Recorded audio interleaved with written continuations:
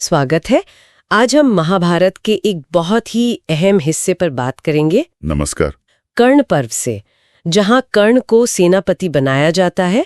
ये अध्याय 3 के कुछ श्लोक हैं, 15 से 21। जी, ये वो मोड़ है जब द्रोण के बाद कौरव सेना को एक नए लीडर की जरूरत थी। हाँ, तो देखते हैं ये स्रोत हमें क्या बताते हैं इस बारे में। बिल्कुल, ये समय बहुत क्रिटिकल था कौरवों के लिए। और दिलचस्प बात यह है कि इन श्लोकों में कर्ण और अश्वत्थामा की तुलना सीधे विष्णु और इंद्र से की गई है। विष्णु और इंद्र से? हाँ। मतलब बहुत बड़ी बात है ये तो। हाँ, इससे आप अंदाजा लगा सकते हैं कि उनसे उम्मीदें कितनी ज्यादा थीं। हाँ। उनकी शक्ति को कितना विराट माना जा रहा था। और यहाँ दुर्योधन का कॉन्फिडेंस भी दिखता है। उसे लगता था कि भाई हमारे योद्धा अकेले ही काफी हैं पांडवों के लिए, तो अगर सब मिल जाएं तो फिर तो कोई रोक ही नहीं सकता। अच्छा, फिर श्लोक 17 में वर्णन आता है कि कैसे दुर्योधन और उसके भाइयों ने मिलकर बाकायदा विधि विधान से कर्ण को सेनापति बनाया। जी हाँ। ये करने के लिए तो यकीनन एक बहुत बहुत बड़ा पल रहा होगा, शायद जिसका उन्हें बरसों से इंतजार था। निश्चित रूप से ये वो पथ था जिसकी कर्ण को हमेशा से अभिलाषा थी। एक तरह से उनके जीवन की महत्वाकांक्षा इससे जुड़ी थी। और सोचिए, इस नियुक्ति से कौरव सेना का मोराल कितना बड़ा होगा। हाँ, एकदम से जोश आ गया होगा। बिल्कुल। और श्लोक 18 बताता है कि पद मिलते ही क्या हुआ। कर्ण ने जोर से सिंहनाद किया, मतलब शेर की तरह दहाड़े।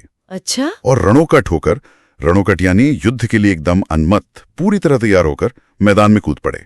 ये सिर्फ एक घोषणा नहीं थी, ये उनके अंदर के योद्धा का जैसे विस्फोट था। और इसका असर भी तुरंत दिखने लगा फिर तो। फौरन। श्लोक 19 में लिखा है कि कर्ण ने आते ही सृंजयों, पांचालों, केकयों और विदेहों का भयानक संहार शुरू कर दिया। अरे, ये तो पांडवों के सबसे मजबूत साथी थे, मतलब सीधा उनके कोर ग्रुप पर हमला। बिल्कुल। स्ट्रैटेजी क्लियर थी, पांडवों के सपोर्ट सिस्टम को तोड़ो और फिर उनके बाण चलाने की गति। श्लोक 20 में उसका वर्णन है, वो तो कमाल का है। हाँ, मैंने भी पढ़ा। वो भ्रमर पंक्तियों के समान कुछ लिखा है। हाँ, वही। जरा कल्पना कीजिए, बाण इतनी तेजी से और इतने लगातार चल रहे हैं कि वो हवा में भंवरों की कतार जैसे दिख रहे हैं। भंवरों की कतार? जी, मतलब आगे वाला बाण पिछले वाले से लगभग सटा हुआ है, एक धारा सी बन गई है। ये सिर्फ पोएटिक डिस्क्रिप्शन नहीं है, ये कर्ण की स्किल, उनकी धनुर्विद्या और उस वक्त युद्ध की भीषणता दिखा रहा है। ये दिखाता है कि वो किस प्रचंड वेग से दुश्मन पर टूट पड़े थे। एकदम।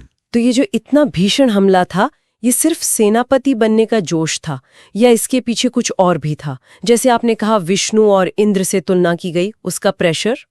अच्छा सवाल है ये।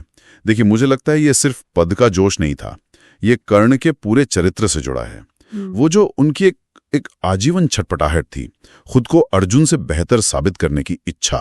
वो तो हमेशा रही। बिल्कुल। तो ये हमला शायद सालों से जो अपमान सहे थे, जो उपेक्षा हुई थी, उसका एक तरह से जवाब देने का तरीका भी था। और हाँ, वो जो उम्मीदें थी, विष्णु और इंद्र जैसी तुलना, वो जाहिर है एक भारी बोझ भी रही होगी। उन्हें शायद लगा होगा कि अब तो कुछ ऐसा करना ही पड़ेगा जो सचमुच दैवीय पराक्रम जैसा दिखे। दिखाना ही पड़ेगा कि मैं इस तुलना के लायक हूं। लेकिन जैसा कि महाभारत में अक्सर होता है, इस जबरदस्त वीरता के साथ ही कहानी आगे बढ़ती है और अंत का इशारा भी दे देती है ना? हाँ, बिल्कुल। श्लोक 21 में ये आता है कि हजारों योद्धाओं का वध करने और पांडव खेमे में इतनी तबाही मचाने के बाद भी अंत में कर्ण अर्जुन के हाथों मारे जाते हैं। जी।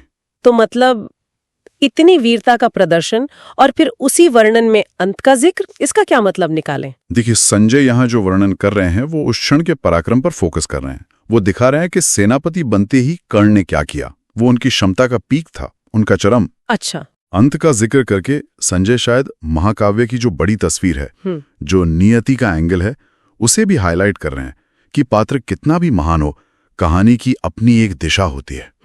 पर यहाँ मुख्य बात कर्ण का वो तात्कालिक, वो अविश्वसनीय प्रभाव है जो उन्होंने सेनापति बनते ही डाला। ठीक है, तो हमने देखा कि कैसे कर्ण को कमान मिली, उन्होंने सिंहनाद किया, युद्ध शुरू किया, पांडव सहयोगियों को निशाना बनाया, उनके बाणों की वो अविश्वसनीय गति का वर्णन और साथ ही उनकी अंतिम नियति का भी संकेत। बिल्कुल।